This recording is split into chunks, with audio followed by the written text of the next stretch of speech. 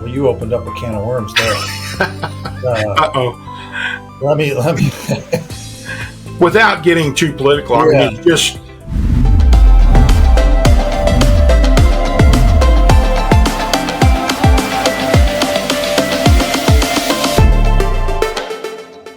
Welcome back to Emphasis Tech Talks, the podcast for business leaders leveraging cutting-edge technology to raise their bottom lines. I'm your host, David Clausen of Emphasis Tech. Our guest today is Steve Blackwell, CEO of Invito Energy Partners. Today, we're going to dive into data quality, social responsibility, and lead generation. This episode has a lot to unpack, so be sure to like, subscribe, to be sure to be notified of future videos as they're released. Steve, thanks for joining us today. Appreciate you being here. I know that in your world, dealing with data and data quality is a big deal. Can you tell us more about that and how you use data? Yeah, I mean, I think data is critical to pretty much every business at this point, and where we are in the evolution of the Internet of Things, if you want to call it that. But at the end of the day, for our business, there's multiple sides to our business that relies on quality data. So whether it's on the side of our business that is underwriting assets, that is generating investments for our funds, the quality of the data, one, in terms of the deals that we're choosing to underwrite. And so we use a lot of technology to scrape data, pull that into a usable format. And so that the team that underwrites or decides what to underwrite isn't wasting time. That particular process is the quality of data really just increases to efficiency, right? So if there's a lot of if a lot of the data that's scrubbed and pulled or scraped and pulled is not accurate, then your team that is deciding what to underwrite is certainly going to be misplacing their efforts. After that, when you begin the process of underwriting an asset for investment in the oil and gas space, this is exponentially, I should say, critical for quality of investments, right? So the more data you have when you are looking at an asset, the surrounding assets, the surrounding operators, the surrounding wells, the geology data, the engineering data, the production data, all of that plugs into models in terms of how you underwrite, how you manage risk, and asset selection in terms of we think it will perform inside of a portfolio of funds for us. So again, garbage in, garbage out, right? So especially when you are underwriting a particular asset for investment, that quality of data in terms of what you are getting from the surrounding areas is very critical in de-risking and managing risk for a private investment, which is what we do into the oil and gas sector. So that's the I would say the operational, the asset management side of it. And then the flip side of that is we have a whole nother side of the business, which is the fund and the acquisition of clients, the acquisition of investors. And our product is targeted towards high net worth, accredited, qualified investors, which is an SEC definition. And so again, same deal. We don't want to waste our time putting our product in front of folks that it doesn't fit with, or working, let's say, with wealth managers or CPAs that don't engage in alternative assets or don't engage in tax planning, because both of those are essentially what our fund is used for, from a tax planning standpoint and also from an alternative asset standpoint. So, for example, if you're chasing a bunch of wealth managers who don't allocate to alternative assets, it's a waste of time, because we're an alternative asset. So again, and they're depending on you to help provide good quality information, right? So at the end of the day, they're going to take the information you give them and they're going to make investment decisions on that. And so your reputation even rides to a great extent on the quality of data that you're providing. Would that be a fair statement? Yeah, it's a fair statement, in particular in your eventual performance, right? So if in your processes for asset selection, your data is, not good, or you have data integrity issues, then you're ultimately going to be making bad decisions for investments, and that is going to come out in performance, and so that's going to affect the performance for the client, and then of course the wealth manager, and the chances of them repeating as an investor are probably going to be slim at that point.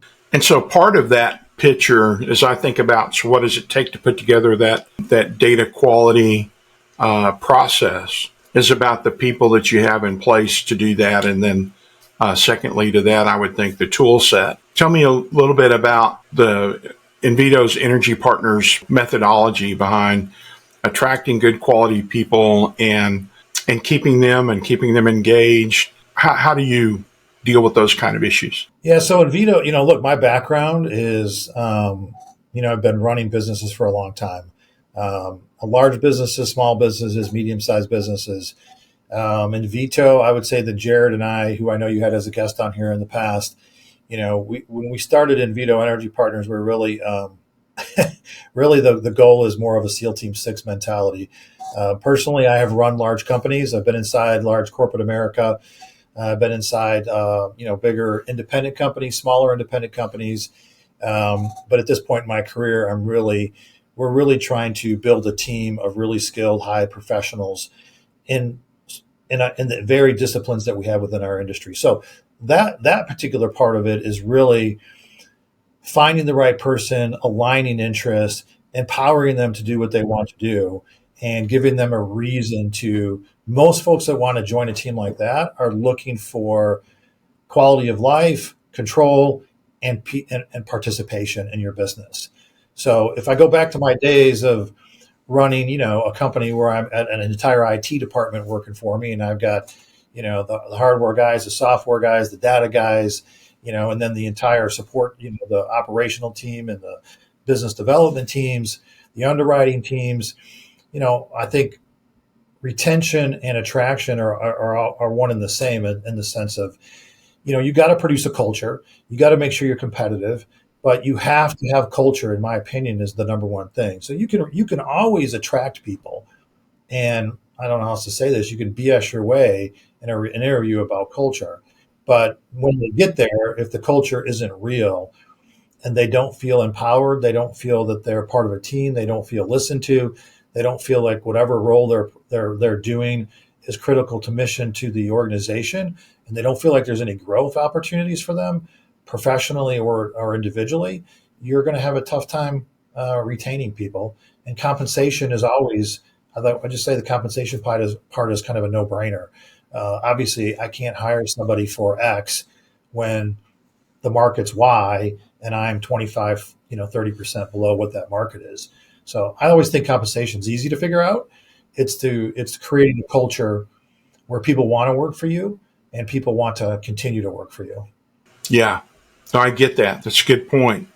So tell me, as a CEO, what is the most activity that you have? What are you doing on a regular basis as CEO? Yeah, well, you got to understand the development stage of Invito, right? So we're still very much in the entrepreneurial, I would say, startup phase of an organization. So as anybody who's listening is an entrepreneur, I got a title of a CEO, but you might as well give me about 15 other titles, including admin, right? So, Jared and I wear many, many, many hats as the organization is in the early stages of development. So, but of course, most of my time is spent. Obviously, Jared and I are very, very focused on the quality of the investments we get into. So that again falls back to the data. We don't have unlimited resources here, so we don't have the ability to underwrite every deal that just would come across the places that we look. So we have to have the ability to scrub that data and narrow our selections down. And then, of course, I spend a lot of my time building relationships with the wealth management community. We focus mostly on registered investment advisors. We also focus on CPAs that engage in tax strategy. CPAs either are tax preparers or some of them are tax preparers and engage in tax planning. So our investment is a big tax planning tool. So I spend a lot of time building out those relationships. And then from the BD, the marketing side, I spend a lot of time with, the person who runs the marketing side for us, and how are we positioning ourselves, not only in the marketplace from a social media standpoint, but on our website. What is our messaging? and how are we getting ourselves in front of the right people? And again, data acquisition, right, which is to some extent harder on that side than it is on the oil and gas side.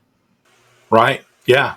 Well, and getting kind of back to the quality, I mean, you can go out and get a lot of data in that marketing space, but my experience has been, boy, watch out for the quality because it can be a full range. I mean, some of it's very good, but if you get the wrong source, it can eat your lunch too.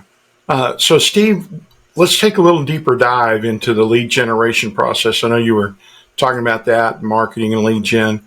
Um, what does that look like? And just give us a little more detail on that, if you don't mind. Yeah, I think on the marketing side or the from a tech standpoint, obviously, look, the basics have to be in place, right? You have to have a CRM in place. You have to have a sales funnel in place. So, what that just basically means is your website. Anybody that comes through your website, feeds into your CRM or any other types of, if you're doing Google Ads or whatever you may be doing, you've got to have the funnel and the technology in the place to capture that data. And then, of course, how do you don't want to have to manually, you know, chase down every one of those or stay in front of those people. So if you're building out an email campaign manager, so eventually you can maybe if it's a monthly newsletter or however you're communicating and however you're keeping yourself in front of those leads that you're building or that database that you're building. Again, if your CRM doesn't also act as an email campaign manager, you need that technology solution as well. Now, of course, you guys, I'm not an expert at this at all, but of course, the AI side of this is really changing marketing. But I'm not going to sit here and tell you I'm the guy to tell you how that's really working. I mean, I've tried some of the different tools. Certainly, I've certainly used some AI when it comes to writing things.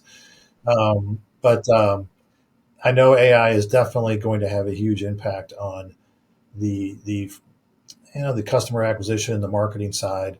Um, there's a lot of speculation to what extent AI will affect that space. Um, but I'm not the guy to give that speculation. Yeah, so that counts for our AI question on the podcast. Seems like every podcast we have to have that AI point, and you already dove into it on your own voluntarily, so I don't have to take you there. Uh, I use AI to help me write. So I am one of those guys who does not like to have a blank piece of paper in front of me. But if I can if there's something in front of me, I can edit. And or if I do write something, it's always nice to have a tool to check it and or maybe edit it, reorg it, and then decide if I like it or not. I will tell you that I used. Here's what I will say about AI as well. I realize that AI is not unbiased, unfortunately. So as I've used it to write, because it has injected political positions inside articles I've written, and I don't want any political positions in them. Right. So I mean, I want my articles to be have nothing to do with politics, and so you had literally had to go in there and remove that stuff, which is I was a little surprised by that. yeah, and there's been some things in the news recently along that line, and I keep pointing out that AI relies on the data that is used in the learning models. So if the data that's used in the learning models is biased, then the outcome of the AI is going to be biased. I mean, it's kind of like you mentioned earlier about, garbage in, garbage out scenario. And so that's the same kind of thing for AI. It's not going to be any better than the data that was used to train it. So that's a great point. Did you want to dive maybe a little bit deeper in the marketing? I know we went down the lead gen part, and that's part of it, but there's some other marketing things that you and your organization, I'm sure, are involved in. What does that look like? Most of the marketing efforts again is there's a lot of just grunt work, networking, and again, here's the thing, right? Once you can do a lot of networking, and I am guilty of this, and I can meet a lot of people and talk to a lot of people, and this is unfortunately the symptom of a smaller or startup organization. Is if I don't take the time to get that data, and maybe this is where AI will help me someday. If I don't get that data into my systems, it kind of defeats the purpose, right? And or let's say we're going out and we're acquiring data, and I think we talked about this a little bit briefly earlier. Is there's a ton of sifting as it is today. So I have not yet. Now I know I got a bunch of tech folks listen to this. I guess reach out and tell me how to do it, but But I get those emails every day, all day long. If I don't get four, I get 5, 6, 7 emails every day from marketing firms telling me they all know how to acquire the right data. Um, our fund is a alternative asset that is a specific 506c offering, which means it's for accredited investors only.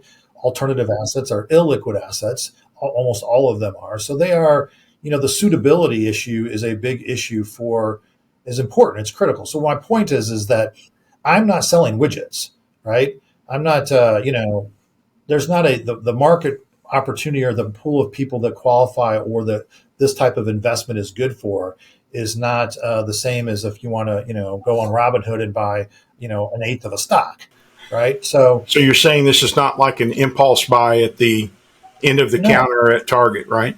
no, and the Right. minimum investments are not small, and so but again, for the right type of person, Mm, for the right profile, the majority of the people who fit my profile have never even heard of this and have no idea how it works. So if you can get in front of those clients and educate them on how it works, that's gold. But that's the challenge, right? So lots of people out there provide data and say they provide data that would fit this niche. And I haven't found one that is personally that, quite frankly, isn't full of a bunch of data that is garbage. right. Yeah. Yeah. That's the quality of the data in that space is a challenge. We see that all the time. Speaking of AI in some of your processes here, what do you see as the future for marketing and lead gen for high wealth investors like what your target is? How do you see that changing? David, I would never sit here and say it doesn't change because everything changes, right? Um, I don't know the answer to that question. I don't know how this whole AI thing plays out.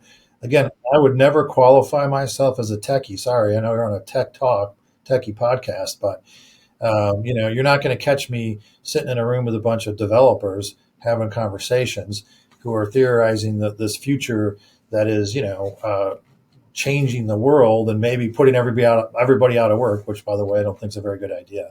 But Yeah, I don't think it's going to do that, frankly. So I mean, I think that's a wise position to take on it. And frankly, right now, I keep seeing the use cases change, and some of the use cases that were originally reported on as related to AI is turning out to not be necessarily the right use case for AI. So one of the things that we're seeing is you want to be careful and not just turn over full operations into automated mode through AI without certainly a lot of vetting and a lot of quality checks. And, especially when it comes to marketing, I mean, I know people are using it to auto generate emails, and you were talking about all the emails you get. By the way, most of those are probably AI generated. probably, And yeah. yeah, and if eventually people, the customers and your clients will figure out, not necessarily Invito's energy partner clients, but generically clients are going to figure out that that's all AI generated. And we'll begin to see those patterns, kind of like the whole spam email thing. We've all learned that pattern now, and now all of those just go to the junk box. So I think that's going to be the way of a lot of these that are being AI generated now. And so some of it can be automated, and down the road, I mean, I think there'll be some learnings that the developers have and the architects have around this that will improve on it. But for now, we are cautioning our clients about automating processes, but Yeah. using it the way you were talking about to, basically toss it an idea or go ask for Chat GPT to give you an idea and even kind of, give you bullet points or even write the letter or whatever, maybe the marketing material for you to then take and customize it and, put your little thumbprint on it. That to me, that's the perfect use for it today in its inception as it is today. And we use it that way too. Yeah, from the marketing standpoint, for sure. Uh, it was very, very helpful in that regards. And I think, just AI in general, I think I have no idea where it's going. I think I think I just saw Nvidia come out and announce their new, I think they just came out and announced their new chip. And I swear to you, I think it's called the Blackwell chip. Did anybody see that? I have not seen that one yet. I think I saw that yesterday. I think it's called Wow. the Blackwell chip, named after some physician who, and the amount of data that can be stored and processed on that little piece was like insane. And I literally, so my son is going to go to school next year, to college next year, to go into physics. And I sent that, whether he ever saw saw the reel I sent to him, but I do believe that NVIDIA's new chip is called the Blackwell chip, named after some a physics guy. His last name is Blackwell, so that was interesting. Wow. Interesting. But the amount of data that you can, this is where AIs, the capabilities of AIs are way beyond. Look, marketing is just like this side thing for it, right? But like to be able to process and hold and process that much data and that information like that, I mean, what that can end up doing, I mean, who knows, man? It's beyond this. It's beyond this old finance and accounting guy's brain, I guess, to comprehend where that's going to take us in the world. But the possibilities are probably endless, I would assume. Yeah, so I think there's a lot of potential for it. And in areas where it's been used for a long time, so like in the medical field, detecting cancer and, some other things like that. It's been there for a long time. And some of those areas have really been vetted out and they've kind of got it figured out. In the new areas where they're bringing I think it's great to use it as informational and, but always vet it. And at some point, maybe you can turn it loose and automate, depending on the criticality of what you're doing and so forth. So there are good use cases for it. Just don't think it's going to be the fix for everything. It's not the silver bullet. And look, as a business owner, as a leader of a business, it's your responsibility to, you can't ignore it, right? So you have to, if it's not somebody inside the organization, um, it's got to be you yourself as a leader. You have to pay attention. You have to be up to speed with changes in the marketplace, changes in technology. Because at the end of the day, if there's something that is developed that allows your business to be more efficient, reduce costs, um, you have to be aware of that. Because if you're not, and your competition is, you're going to become a laggard and you're going to fall behind. Right. Yeah. So one of the positive examples that I've seen outside of the medical field is firms that normally write proposals, being able to go through your old proposal data to build your language model, and then creating an AI functionality around building those proposals is a great use case for it. But again, that's one of those where it's just kind of building out that kind of the first run. Consider that the draft run of that proposal document. And then one of your folks needs to sit down and read through that really quick and just kind of vet it and do any cleanup. And like you said, if there's any political statements that are injected or maybe even other statements that you don't want in there, you can go clean that stuff out. And then you've got a great document to run with. Again, I think the possibilities are endless. Are they appropriate? Are they appropriate?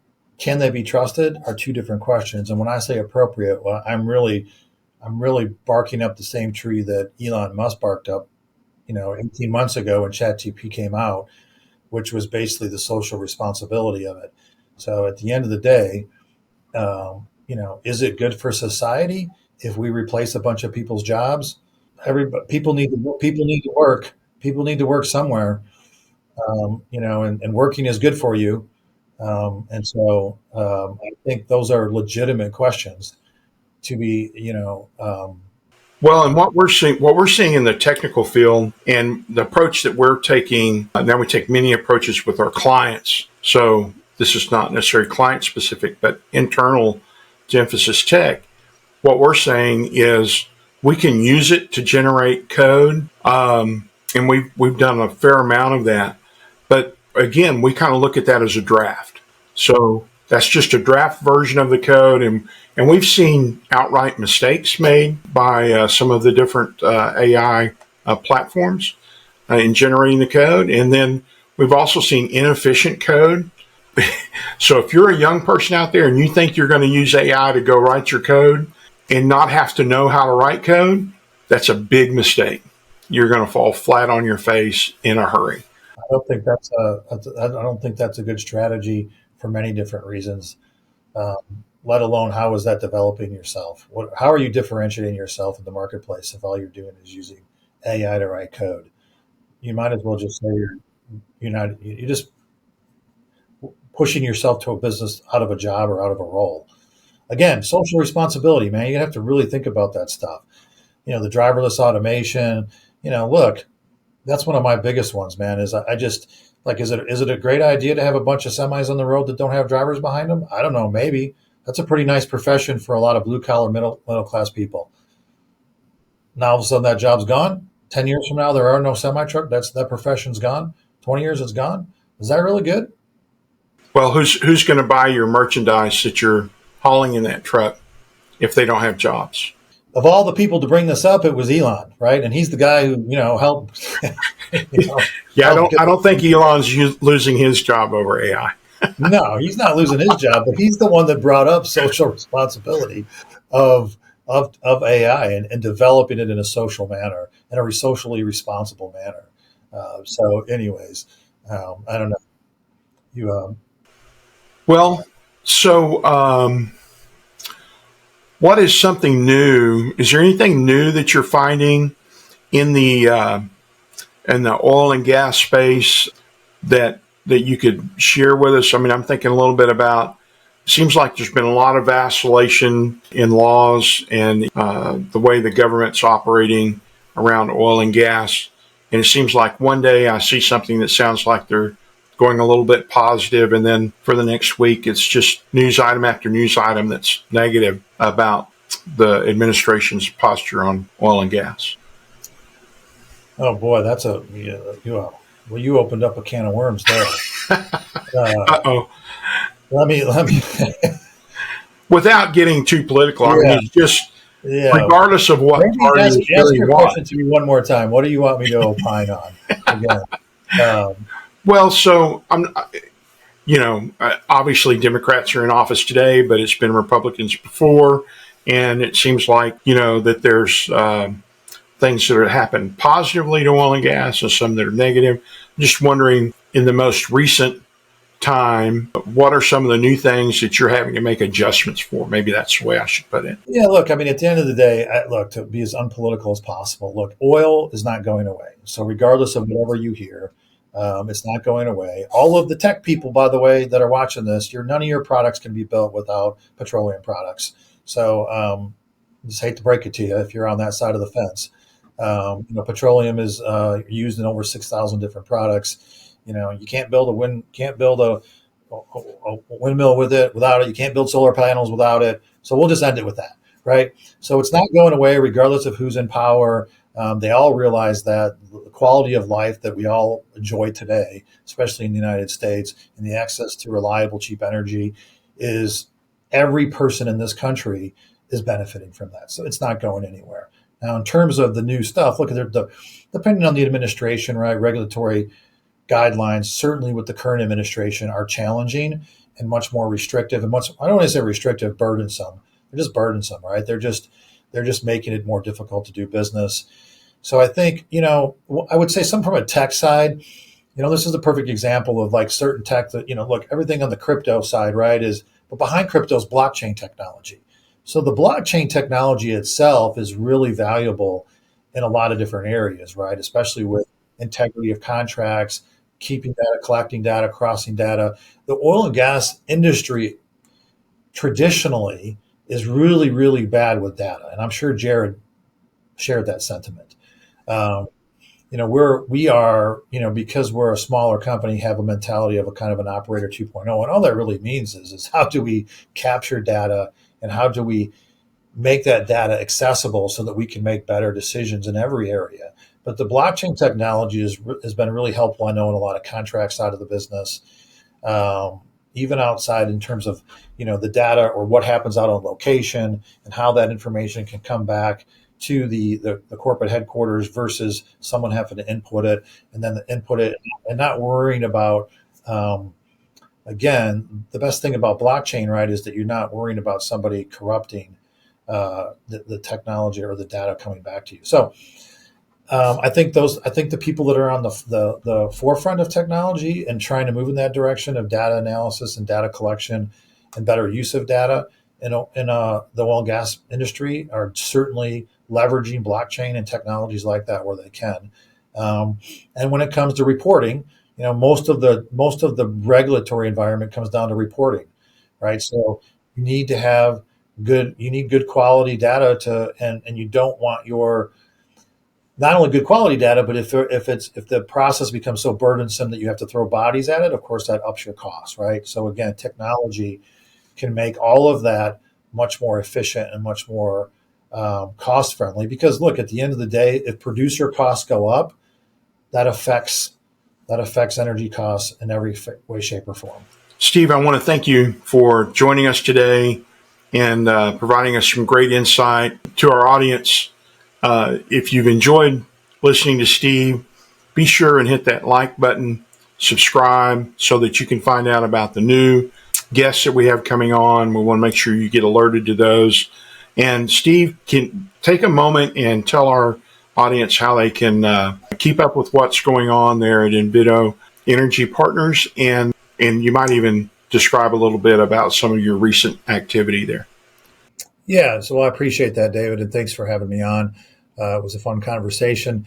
Tech's not my number one area, but I enjoy attempting the conversation.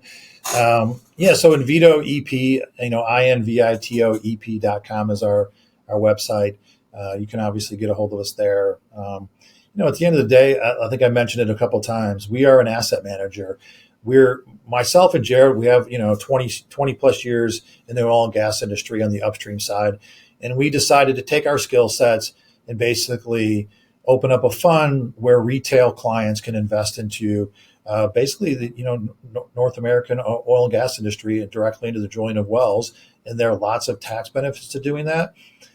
There are lots of reasons to consider alternative assets in general, not just oil and gas. It's a nice way to diversify the assets that you own, the type of assets you own. Alternative assets in general, guys. Lower volatility in a portfolio because they're not correlated to the equity or bond markets. It's a nice way to build passive income. If you're looking at your future, a lot of tech folks make a lot of money. We have a lot of tech clients in our funds. People look 5, 10, 15, 20 years down the road. How do you build yourself? How do you manage your own personal portfolio that you can become what I call work optional, right? If you don't put a plan together now and you don't learn how to allocate your investments now, you can do that in a way that someday, if you don't want to work, you don't have to work. And so that's one of the ways to do that is investments like oil and gas, but there are plenty of other ones. And I'm a big believer in educating people on all of that stuff. So I enjoy that. And, feel free to reach out at any time. LinkedIn, follow me on LinkedIn, connect with me on LinkedIn, and reach out anytime. Perfect. Thanks. To everyone else, be sure and catch us next time. If you have any questions about anything that we talked about, be sure and reach out to me on LinkedIn. That's a great way to connect with me as well. We'll see you next time. Thanks.